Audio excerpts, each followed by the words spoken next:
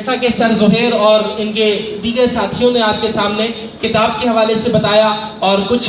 Trainers ہمارے پاس آئے جنہوں نے ٹیچنگ اسکلز کے حوالے سے بتایا کہ کس طرح سے ہمیں اپنی ٹیچنگ کی صلاحیت کو جو ہے وہ ابھارنا ہے، تو سر میں یہاں پر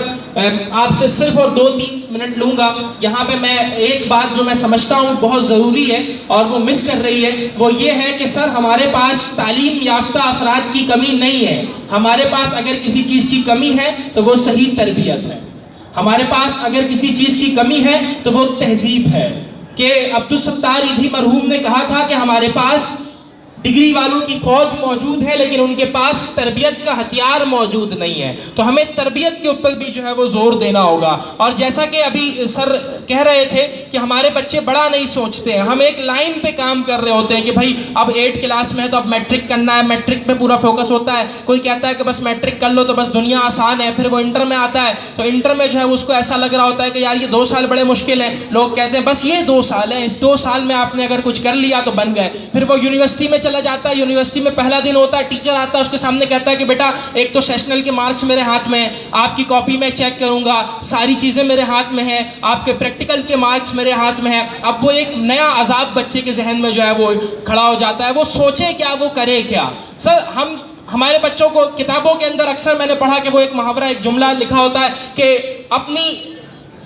چادر دیکھ کر پیر پھیلاؤ۔ سنا آپ لوگوں نے اس جملے کو کہ اپنی چادر دیکھ کے پیر پھیلاؤ۔ سر میں سمجھتا ہوں کہ ہمیں اپنی چادر کو اپنے پیر کے مطابق بڑا کرنا چاہیے، ہمیں اپنی چادر کو چھوٹا نہیں کرنا چاہیے۔ جتنی ہماری ضرورت ہے اس کے حساب سے ہم نے وسعت پیدا کرنی ہے۔ چادر دیکھ کر پیر نہیں پھیلانا ہے بلکہ اپنے پیر کے موافق ہم نے چادر کو بڑی کر دینا ہے، ہم نے بڑا سوچنا ہے۔ تو سر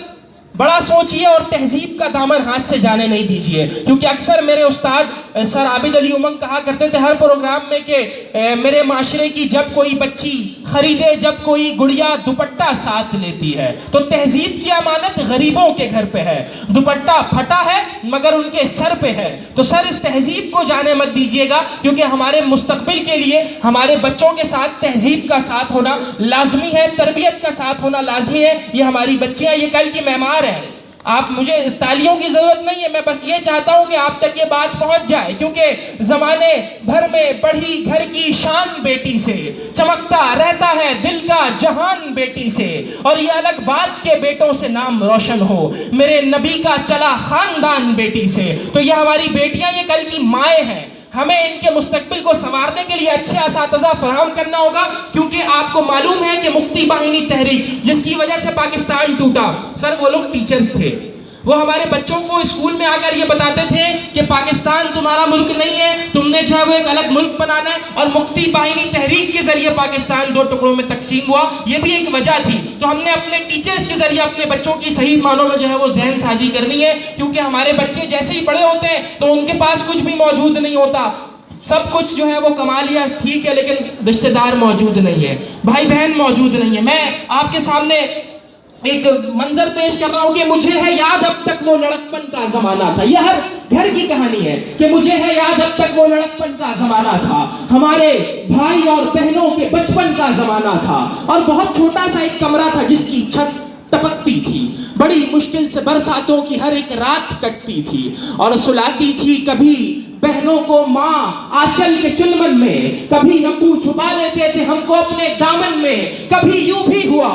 باندھے سبھی نے پیٹ پر پتھر، کبھی سب نے گزارا کر لیا 2-4 لقموں پر، اور سبھی ایک دوسرے کی چاہتوں میں گھل کے رہتے تھے، غریبی تھی مگر ہم لوگ سب مل جھل کے رہتے تھے۔ یہ منظر آپ کے گھروں کا ہے کہ جب ہم غریب تھے، پڑھتے تھے، ساری چیزیں تھی، اسکول سے تعلیم حاصل کر کے آتے تھے، لیکن جب منظر بدلتا ہے کہ امیری آئی خوشحالی نے سب چہرے بدل ڈالے،